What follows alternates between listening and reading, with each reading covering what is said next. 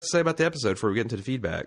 I think this was a great blend of action and drama and not being stupid in so many ways that The Walking Dead has been stupid in the past. Yeah, and also it didn't have as much genuine horror as the first episode, I don't think, the pilot, but it did manage to be scary. Yeah.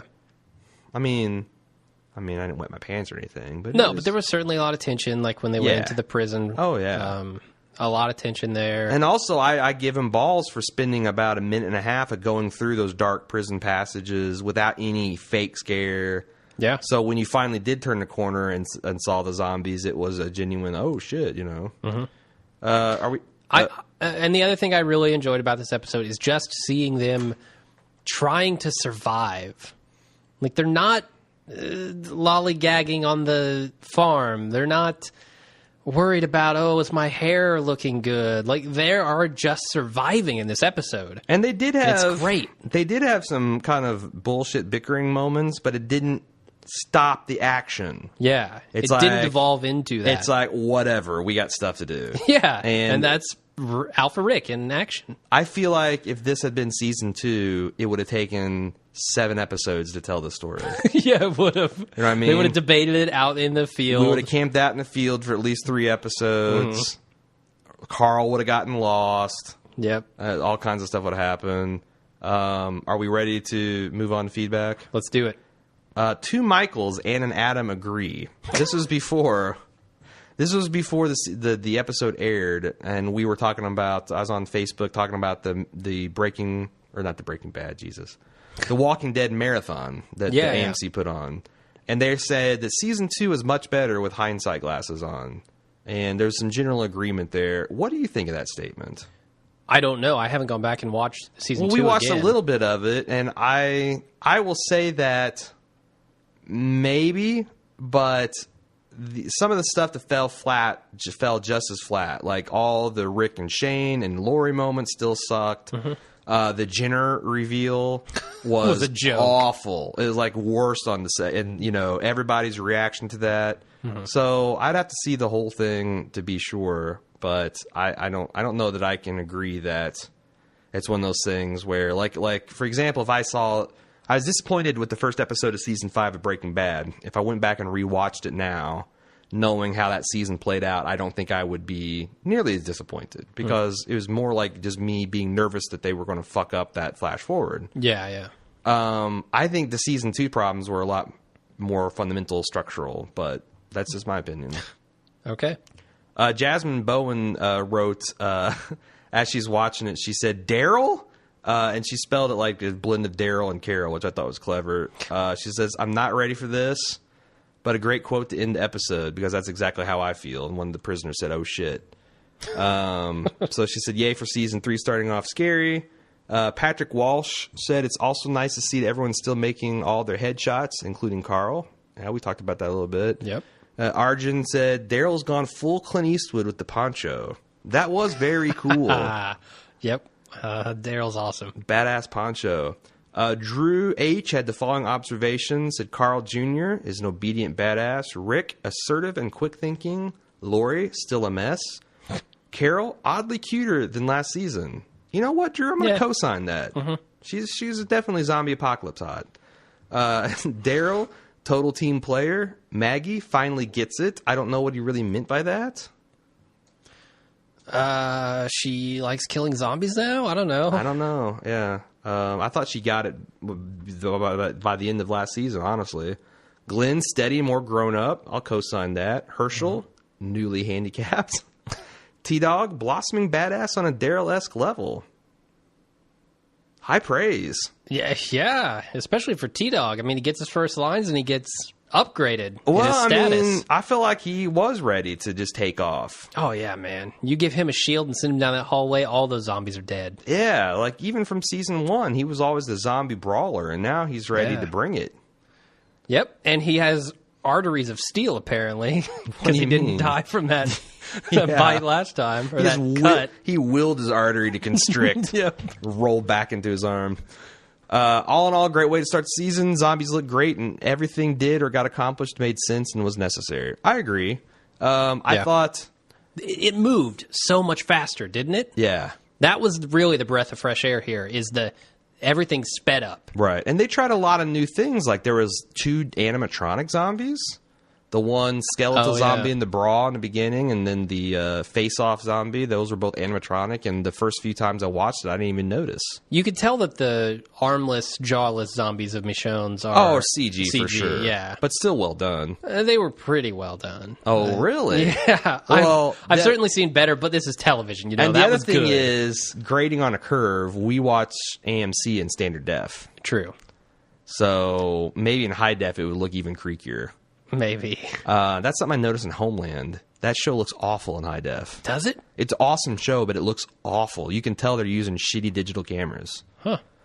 And I'm spoiled by watching Breaking Bad and like Boardwalk, where it's all still shot in celluloid. David J says, fuck, holy fuck. That whole ending sequence in the inner prison finally gave me the same feeling I had reading the comic. Nice. Yeah. High praise. That was awesome. So you want to know where did they get the silent guns? It appeared to me that they made it. I don't know what Carl Jr.'s was made out of. A roll of toilet paper, it looked like. Oh, no, it looked like some wasn't. kind of cone metal thing. I mean, Rick's was clearly a flashlight. I'm not sure. It looked to me like they had shaped something into a cone and wrapped it in duct tape. Interesting. That's what I thought. Said, I'm very worried they blew the entire zombie budget for the season. I would say from some of the making ofs that I've seen is what it is they've gotten this down to an art. Okay. They can punch out high quality zombies like assembly line style now. They've got, everybody trained and ready to go. Kind of like how they got with when they're making the Lord of the Rings movies, where they could just they could orc up a dude. They could make elves so fast. It used to take all day to fully orc someone up, and by the end they were just like, 45 minutes in a makeup chair, you're out. Yeah. And it's like Spock. Yeah. Get in those ears quick. Yeah. In and Plus, out. Nicotero It's not like Spock at all, you jackass. Plus, Nicotero is a master. I mean, his team has been doing zombie effects for ages. But I would say he's really brought it to a whole other level. I mean, these are the best zombies I've seen. That face rip was disgusting. Oh, yeah. It was some of the, best zombie But even I've then, seen. like, the way they do the sunken cheekbones is such a cool effect, man. Yeah, the zoom out from the eye. That zombie looked really good at the very beginning. Plus, that was I thought that was an homage to that... Lost. Well, it opens on an eye. Sure. But more to the point, there was I think we talked about this in the show last year. There was like an art film made of a zombie. Oh yeah. Who was like the penguin mascot, and it started off on his eye and zoomed out. I that's got to be an homage. Maybe so, because it was so much like that shot. I'll link that in the show notes. I've done it 2 or 3 times before, but if we got any new listeners, it's a 15 or about a 10-minute film, no dialogue, all told from a zombie's point of view. Speaking of zombie protagonists, I wanted to mention this.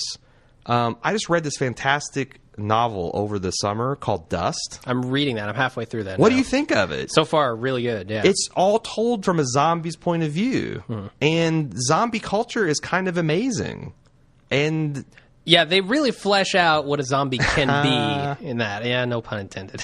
And from the zombie's point of view, their life as a zombie is better than a human. Yeah, it's really interesting. Yeah, I gotta recommend. Do you know who wrote that book? No. I could find it if you want to continue with the feedback. You did. I don't know why I stopped to do that. Okay. I'm gonna continue. Justin CH said, wow, first few minutes is loaded with great material. Silencers, the group functioning like a team, Lori's lame belly suit, and casual killer Carl. A lot of people did bag on her belly suit. I wonder if that's a casualty of high def, because I didn't notice. Yeah, I mean, she looks fine. I gotta say, I think thin women that are pregnant look fake to me. Because their belly just gets so big. Yeah, those girls. To the rest of their body. Those girls, like, they go to the gym and they're 8.5 months pregnant and they're running marathons and they're just like they've gained no body fat at all, and it looks like someone shoved the basketball in her skin. I always think that looks fake anyway. Yeah. So maybe I was primed for it. Joan Frances Turner. Joan Frances Turner. That's I'm who saying wrote if you're Dust. a zombie fan, it's gross. It's got zombie culture in it. I've never seen a take on zombies like that. It falls off a little at the end, but still pretty does strong. Because I'm halfway through. I don't want it to fall off. It gets weird, metaphysical, and I've heard that it actually gets even better. Like the reviews say that it starts off as something that's kind of predictable and then moves into it's definitely really well unpredictable. told story. It's completely it's not what I expected for sure, but I Okay. don't know that I liked it. Anyway, but definitely recommend that. Going on, Justin says it looks like it'd be about 8 months after last episode. Michonne samurai'd some walkers, trying to figure out the backstory and her being able to chop off heads like that. I don't think it's that easy for an average citizen to pick up the head chopping skill. Totally agree, Justin. Moving on, Shane B says a major detail that always irks me is his BS about checking for scratches where the infection might get to them. All that fighting will surely generate a scratch on every one of them. That's true. It's hard to hand-to-hand kill that many zombies and not get some scratch on you. Also, B hand-to-hand kills generate massive blood spatter. No one worries about it getting in their eyes or mouth anymore. I understand this is a zombie story fraught with the absence of logic or rules to explain, but either you address the obvious holes in the premise or you don't have them check each other for scratches after a massive battle. Did you see Rick and Maggie's faces covered in blood, and you know some or a lot got in their mouths? Doesn't matter. That's They're already gross, infected. Shane. Huh? They're already infected. It doesn't matter. No, but Blood in your mouth doesn't matter. I'm If pretty you- sure zombie blood in your mouth would be a bad thing. Because it has tons of bacteria Because you know in these it. people. Here's the thing. You know these people aren't eating well. Maybe they got a bit of scurvy. Their gums are bleeding. They're going to get a hideous mouth infection, man, and they're going to die Sure. from it. I don't think anyone on this show is going to die from a mouth infection. From scurvy, from a lack of vitamin C. I really don't see that happening. How much vitamin C is in wet dog food? Maybe Andrea. I don't know. Daniel M says not only does T-Dog get several lines, but he finally gets he gets a riot shield. Best episode of the series. I'm almost willing to agree with you I there. feel like I need to let it sit for a couple weeks, but my initial first blush wants to give it to Crown for sure. Yeah. Michael P says whenever Lori says put at odds, someone is effed. Like when she told Herschel, I put Rick and Shane at odds. She also said to Shane right before he died, I think Herschel's conversation with Lori just put him into an emotional slump, and that's why the walker got him. He wasn't worried about Maggie. He was just aimlessly walking, thinking, man, that Lori just plain sucks. Lori will spend her time at the prison cutting herself and listening to the Dashboard Confessional. Not CDs, mind you. She'll listen to vinyl just to prove that she's so indie and dark. Oh, my God. Hipster. Yeah, Lori's a hipster. Is that where we're going? She can definitely pull off skinny jeans. Eric T says, could we have an alien zombie baby chew its way out of Lori, please? Yes! No, I can't handle that. I want to Veto. see that. No. I think either one of those scenarios that she presented is terrifying. The idea that a zombie baby could rip its way out of her torso, or that she could become a zombie during childbirth and attack her baby. Either one of those is really fucked up, and I want to see it.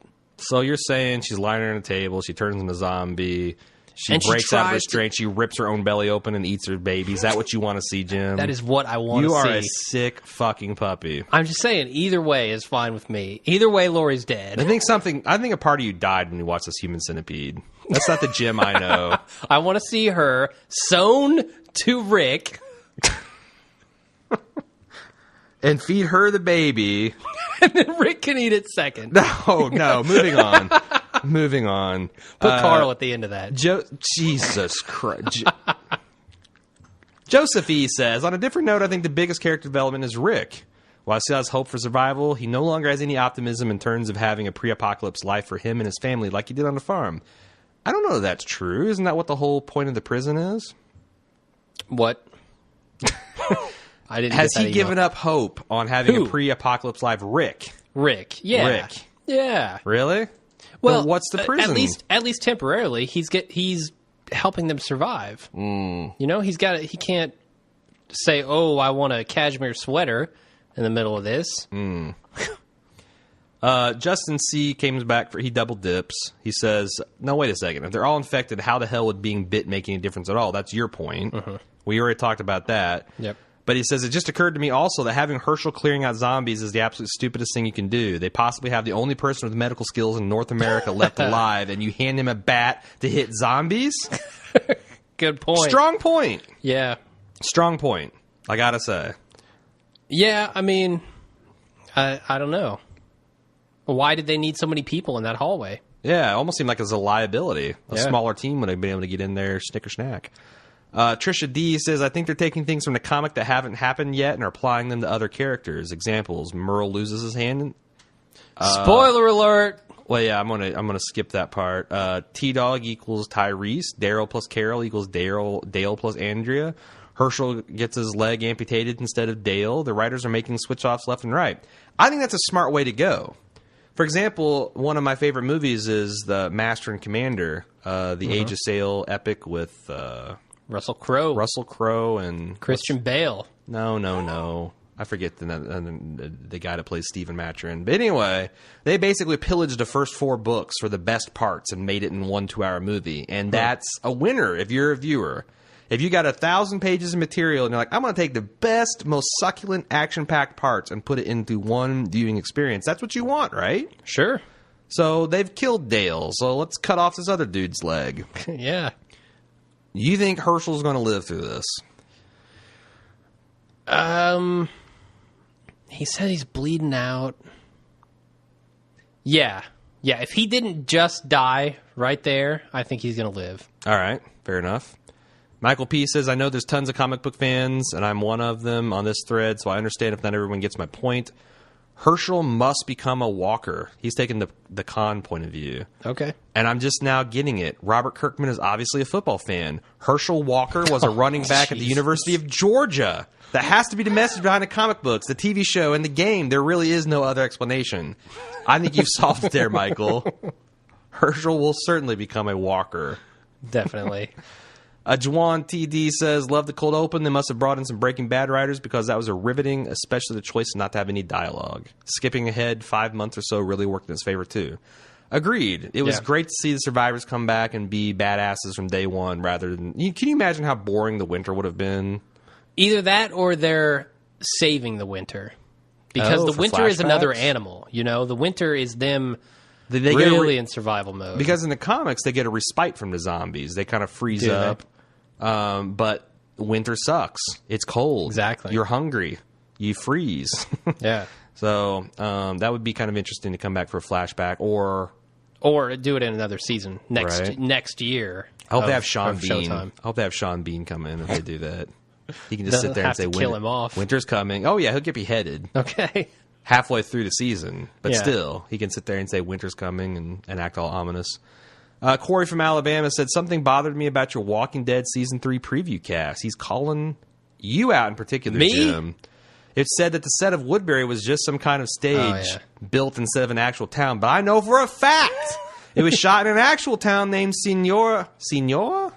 I like the passion you brought to that Senoia, email. Georgia. I know this because I visited there over the summer and I saw signs everywhere saying this was filming going on, and it was a fact that can be easily found on the internet. Which we don't get on ever. I tip my hat to you, sir. You found me out as the fraud that I am. But then he called... when it comes to identifying fake sets. He called my fat ass out and said... Good. Also, it said the prison was shot in a pre-existing prison. Wrong again! The prison set was built specifically for the show. Oh. Maybe we got our wires crossed. Yeah. Yeah. We'll go with that. He says, P.S. You better not forget to open up with the Tex-Mex theme on the episode where Lori dies. We will. Is that something I said last year? I thought you said it last week. No effing way. But maybe not. I mean, I know we drink on this cast, but not that much. Well, see, here's the problem. I listen to it between now and then. Yeah, I listened to all of our podcasts in the run-up to this one. So during that week, I listened to all of them. Well, either way, Corey, thank you for reminding us because we will have the Tex-Mex theme. Yeah. I'm going to be eating my burritos and nachos. We'll have a mariachi band. Yep. It's going to be awesome. Drinking tequila instead of whiskey. Margaritas, baby. Oh, yeah. Party. Mike B says, hey, guys, just wondering if you played the Walking Dead game and want to know your opinion of it. Hell yes. Now, wait a second. He's talking about the interactive comic book that's online. Oh, fuck that game. No, I don't know anything about that one. You're talking about the Telltale Games version. Yeah. Have you played it? Because I played the demo at PAX. And I played episode 1. Great. It's really good. I'm gonna have to get it. What did you get it for PS3 or Xbox? Xbox. How much was it? $15. Really? Yeah. Now, if you don't want to wait, because $5, it's I coming don't out in remember. episodes, and I guess episode 1 through 5, because they're out on 3 now and 4 is coming. Yeah. They're going to package all 5 episodes up for Christmas time, so you can buy it on a disc. And Sweet. I might wait for that. Yeah, it's definitely worth playing. Cool. At whatever price. What's the best part of it? I mean, it did seem like it's creepy. I really like the decisions that they force you to make. Mm-hmm. Some of them are split second. Some of them are just difficult because it puts you up against a rock and a hard place in a lot of scenarios. There are a lot of moral dilemmas. Yes. And it feels very much like the show in that regard. Where is it set? Are you with the survivors or what? You're with a different group of survivors. So it doesn't have, like, you'll occasionally get cameos from people on the show. Really? Yeah, from characters in the show, but you're not a part of the main survivor group. Right on. And they tie it in very loosely to the show. Right on. Vanny E says, I thought the season 3 premiere was awesome. There were tons of great zombie kills, but I did have one criticism during the riot gear walker scene. What do you do when you come across a zombie with a helmet on? Do you hit them in the helmet with blunt weapons for 5 minutes and wonder, how are we ever going to penetrate these impenetrable helmets? Then when Maggie figures out you can stick a knife under the helmet, it will kill them. Wow, it works. Everyone now look amazed that we finally figured out that this guy, I feel like he's season 2 Aaron. He's just picking these guys apart. Here's the thing. Okay, Daryl shoots his crossbow at it. He's testing how strong the thing is. Yeah. Is it going to go through that face mask? Yeah, it's plausible. And it doesn't. So Rick runs up and bashes it in the head. Mm-hmm. You got to wonder, is it going to go through the helmet? Am I going to be able to get through this? Right. So I felt that they didn't do that for too long before Maggie. Yeah. Now everyone was like shocked when she figured it out, and they're like, "Oh yeah, we can do that." I don't know why that happened. Yeah. But I didn't feel like it went on too long to just be them testing the waters. Right on. Jason P. wants us to debate in a zombie outbreak which would be more dangerous. Riot gear zombies or flying zombies? Flying zombies. Of course. For sure. That fence wouldn't have provided any safety. Have you seen Kevin Smith's Dogma? Yes. So, spoiler alert, in that movie, there's 2 angels at the end, and they kill loads of people just by swooping down, picking them up, and dropping them from hundreds of feet in the air. Yeah. So a zombie could do that to you, and there's fuck all you could do about it to stop, but they can also just swoop down and death from above you. Yeah. One bite, one scratch, and you're done for. Yeah. Flying zombies are terrifying. That's why I don't know what kind of fucked up Resident Evil universe zombies Exactly. there have to be to get that, but Jesus, Yeah. that'd be terrifying. I was thinking of the scene from Resident Evil where all the crows are swarming around them and dangerous. Jason P, by the way, maybe that's why I'm more tolerant of Walking Dead this year, because I watched a lot of Resident Evils for the first time. And they're ridiculous. They are so ridiculous. Yeah. But very cool. Jason P is the one I want to give credit to for the Lori poll about what would be better if she made it off the farm, because there it is. Joe from Seattle. Joe is one of the very cool listeners that met me on my West Coast trip this summer. Bought me a couple beers and met me and Eric from our Personal Arrogance podcast on the Bald Move Network. He says, "Holy shit. I think this is the best episode of the entire series. It looks like just what we needed to skip 6 months or so of winter and get to the meat of things. It also looks as though being the son of a law enforcement officer can have its benefits in firearms handling and taking out zombies in a cold-blooded hitman. Carl's all growed up. He's put in parentheses, I'm not tearing up. I just got something in my eye, okay?" Joe, if I remember correctly, is a father like me, so he eats up all this. He eats up all the Carl scenes. Yeah. T-Dog gets some lines. Carol gets flirty. Official prediction. Oh, Jesus, I can't talk. Official prediction, Daryl will take her up on this before the season is up. He says, gross, but hey, pickings are slim. Again, she's definitely zombie apocalypse hot. She's not gross by any means. No, she's fit. Yeah. She's got a not totally unpleasant face. Yeah. Yeah, and she seems to have chilled a little bit. A little since chilled. Her daughter died. She's definitely not playing the annoying ass gadfly. She's giving some props to Rick. I'll sign off on a Daryl Carol romance. Okay, okay, all right. Daryl should get some. Yeah, some T-Dog, move in. I want to see some third base action. He said, and there's a bonus triage amputation. By the way, did you notice the Gerber hatchet Rick used was the same as from the kit that Carl snagged from the traffic jam? He also wrote immediately after it and said that he thought he got it wrong, that it wasn't the right hatchet. But I did notice that there was Gerber tools throughout the episode, so kudos for that product placement. He says, I'm also on board for the Lori gets dead prediction. Her character is useless, and if she doesn't die, her and a little Shane bastard will just drag the show down like Searching for Sophia for an entire season. Yeah, I'm with you. Yeah. Although Rick seems to be having none of it this time, so maybe she won't be able to. Do you think having a kid will make him into a puss? Maybe. Having kids mellows you out, man. Not having a zombie kid. Look at God. Old Testament, he's a bastard. He's killing people. He's raising entire villages. Yeah. He's striking people blind and putting them to the sword. He has a kid. New Testament, he's all sweetness and light. Even mellowed out our Creator. Yes, it did. What else we got to talk about, Jim? That's it. We don't have any more emails? We're Light done. email week. We got some more in the spoiler section, but that's for the spoiler section. Well, yeah, let's execute the outro then. Man, I'm rusty on this and I don't have my notes. So we do this thing. It's the Bald Move Network. You may have heard of it. Baldmove.com. We do The Walking Dead and Breaking Bad and... what else we do? Game of Thrones, Justified, Mad Men. We also, something I'm trying this season to little effect is I'm starting threads on shows that I'm watching, but we're not podcasting. Yep. I've got one on Sunday night for Boardwalk Empire and Homeland, and I don't always get to watch it the same night because I'm doing Walking Dead in the notes, but I always get to it within a day or two, and there's other people participating. So if that sounds cool, you can find it on Facebook.com.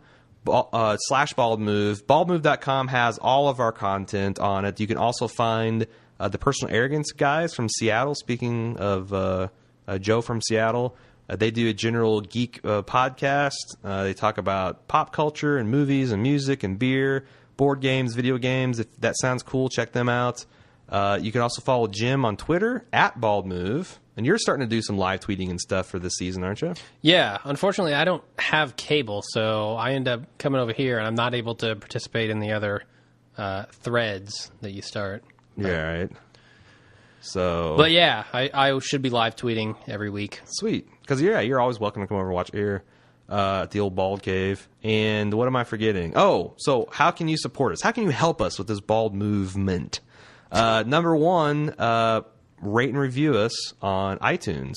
That helps a lot. We can't get new and notable because we're not new anymore, but we can still get what's hot, and we can rise to the top of the TV and movie rankings, and that's amazing how much more traffic we get when we place well there. So just 30 seconds of your time to give us an appropriate star rating and say something about us. We'd really appreciate that.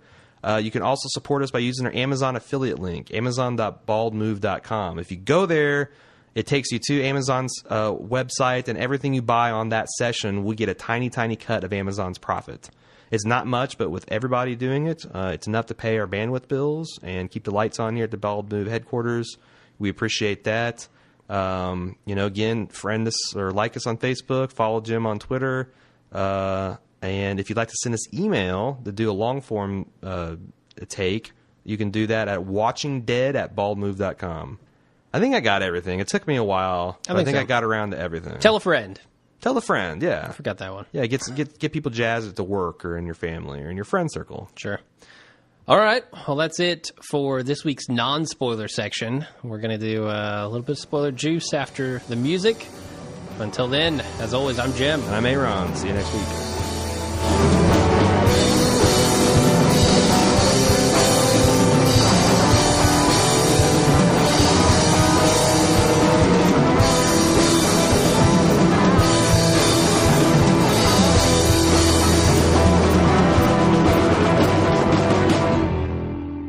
And we're back. Let's go ahead and run some sort of. That's a little different. It's not promo. Next episode. It's like the whole this season on. Sweet. Let's Watching see it Dead. all. Let's listen. On The Walking Dead. I'm not giving up this prison. It's ours. We spilled blood. What's coming? You're not prisoners here. You're guests. I don't trust him. All we do is run. Don't do this. How the hell can this be happening? Destroy our community. I'll die before I let that happen.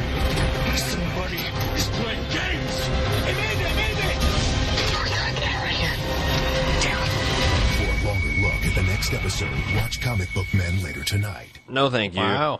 I will not watch Comic Book Man later tonight. So, a lot of going on in that preview. We see the Woodbury group. We see the governor. I'm wondering. We see a helicopter. Yeah, I'm wondering if they're not going to make the Woodbury crew seem a little bit more sympathetic than they do in the comics. Because it almost seems like they're setting it up. And we all know that promos lie. Sure. I learned that brutal lesson at the hands of Justified. But it seems like they're making it seem like... allow myself to introduce myself. Yep. It seems like they're trying to make it seem like, God, I can't get out of this. Help me. No. It appears as if the Woodbury folks think that maybe Rick is fucking with their community, and Rick is thinking that the prison community is fucking, or the Woodbury group is fucking with their prison. And I wonder if Merle is up to it. Because like Merle might be. Merle's opening up the gates of the prison, letting zombies in, and then he's fucking up with the walls, and he's fomenting dissent because he wants to see everyone. He's the Alfred's man who wants to watch the world burn. He's the Joker. Finally spit it out. Okay, I didn't get very far into the prison stuff, but the people they find in the prison are fucking crazy, right? And we do see them. Yeah, so I'm wondering if when he's saying, "What is going on here?" in his Rick Southern English accent, if he's not talking about the people in the prison. Gotcha. Like they're messing with him. Gotcha. That at least that was my take. Now I do think that you're right about them trying to make the Woodbury people seem sympathetic, because it almost sounded like Andrea was trying to fuck with them. Mm-hmm. Like letting zombies out of cages or something to try and get free. I don't know. It didn't seem like they were all that bad in that promo. Now we know, or at least from what I've heard, I haven't read that far, that those guys are not nice guys. Right. So I'm gonna throw up this picture that nobody at home can see, or nobody on the solid podcasting move. Actually, you know what? I'm not going to do that because I can't throw to that screen for some reason. I got a screenshot of the last. It's because you're full screen on the promo. No, it's because I'm not even using the right computer. No. I got a screenshot of our guys from the end of the episode, the prisoners, and. I got an article that someone sent. I think Jesse B sent us an article to Reddit that talked about this, but then I found an interview with Glenn Mazzara where he talks about who these guys are and how they relate to the characters from the comics.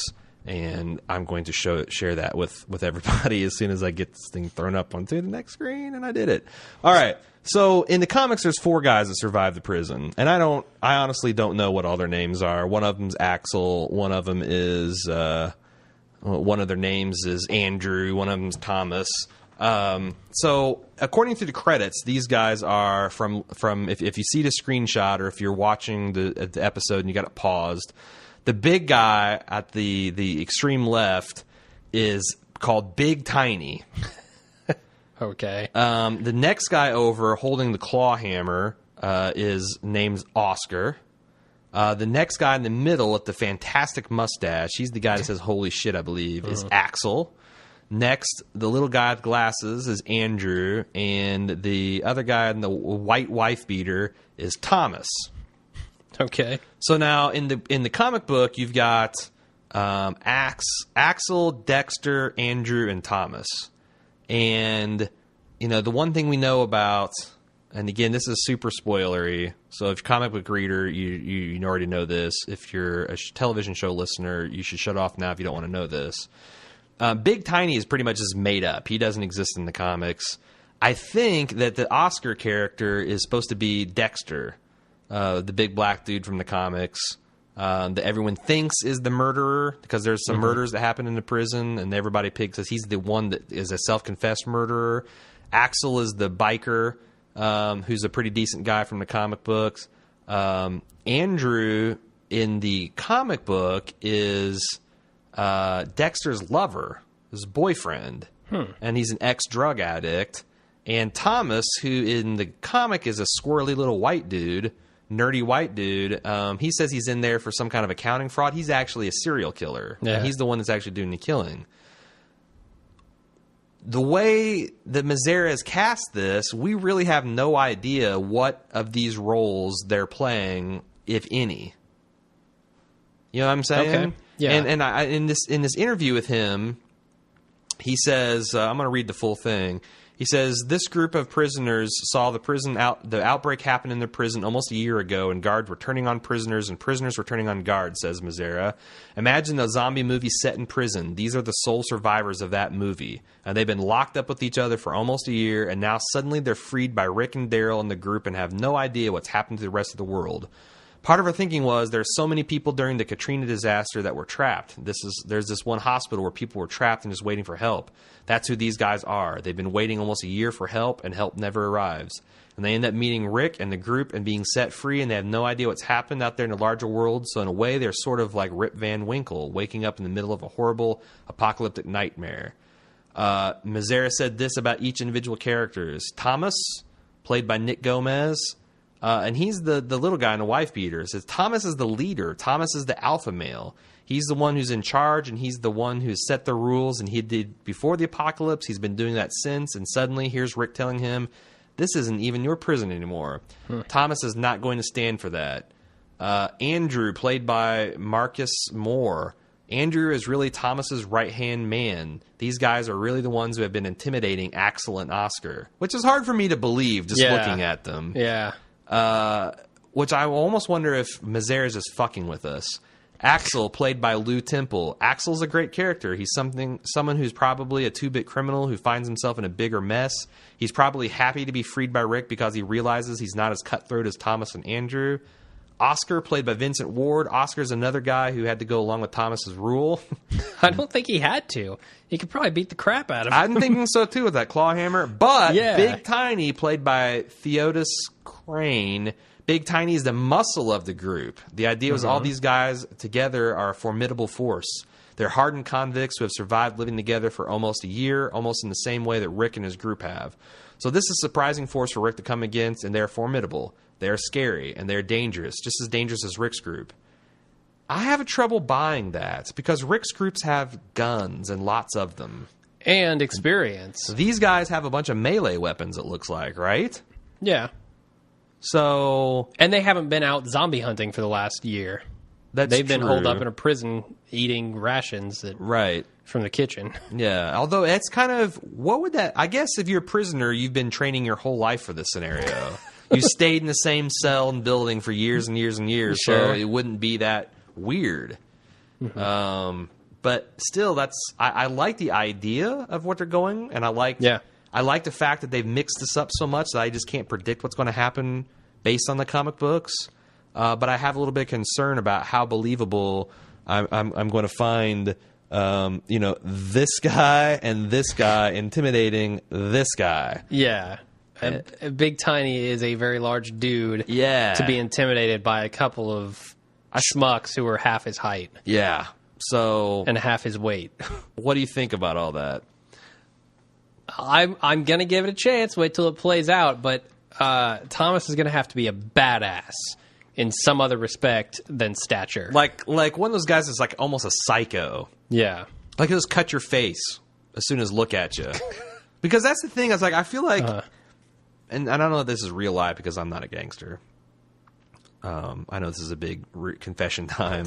I'm not a gangster. But, like it's the Joe Pesci effect.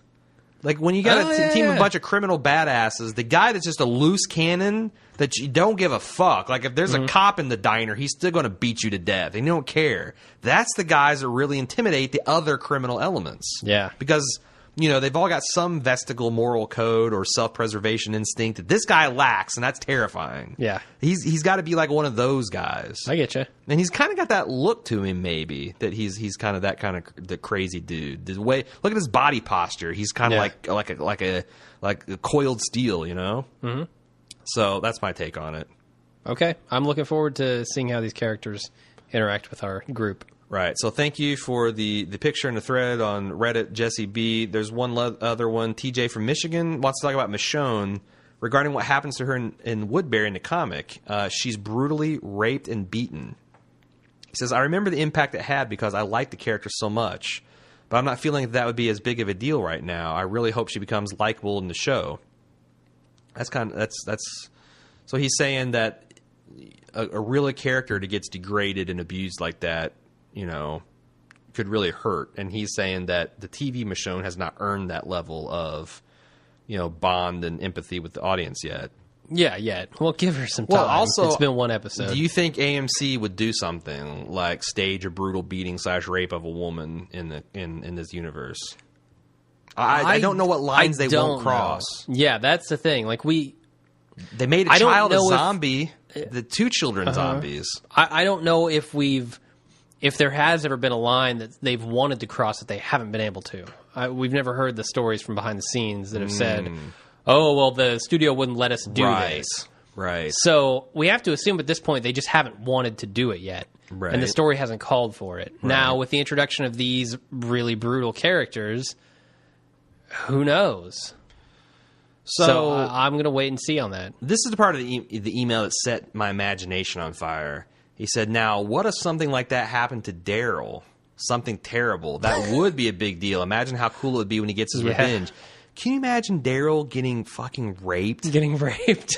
That would be crazy. Like if he got gang raped, and then by this group of 5 dudes. No, or like from Woodbury, like the governor's people or whatever. They have to find him first. That would be.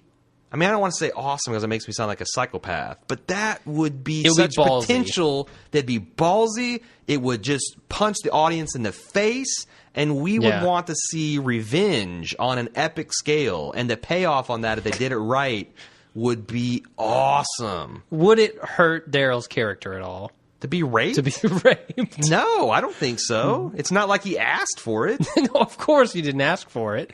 I'm saying...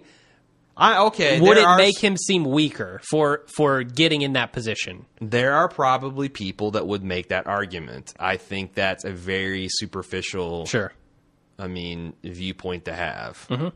And it's kind of like when Marcellus Wallace got raped in Pulp Fiction. Did you think, oh, what a pussy? No, not one bit. No, and you're like, that guy has been an evil character thus far, and you still wanted to see him get medieval on that hillbilly rapist ass. You love to see that. And revenge. I don't have 1/10 of the affection for Marcellus Wallace that I do for Daryl. Yeah. I'm like, man, if they've got the guts and the foresight to do something like that and switch it around, because they are playing like Walking Dead remix on this thing. Yeah.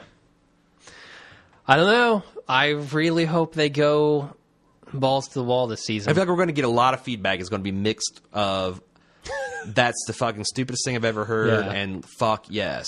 Yeah. Because when I read that, I was just like, wow, that would be... Not a lot shocks me and gets me going on television, but that would be... Like, I would be pacing, waiting for the next episode to see Daryl get these fuckers. Yeah. So, there you go. That's all I got. You got anything else to talk? No, man, that's it. That feels like a good cast. Yep. Feels like we got the people what they wanted. Well, I think so. All right. And that's it. We got 12 more episodes to punish the listeners. Yeah, what were we saying in the beginning? What? The beginning? You said something in the beginning of the cast about punishing the listeners or taking it out on them or Rust. I don't know. Our Rust is going to be like a tetanus wound that gets infected and lockjawed. That's how I feel right now. We're getting out of here. I can say whatever the hell I want in the spoiler section because probably not 1 out of 500 people listen to it. No, they shut it off already. Nope. All right, that's it. Thanks, everybody, for listening. All right, see you next week.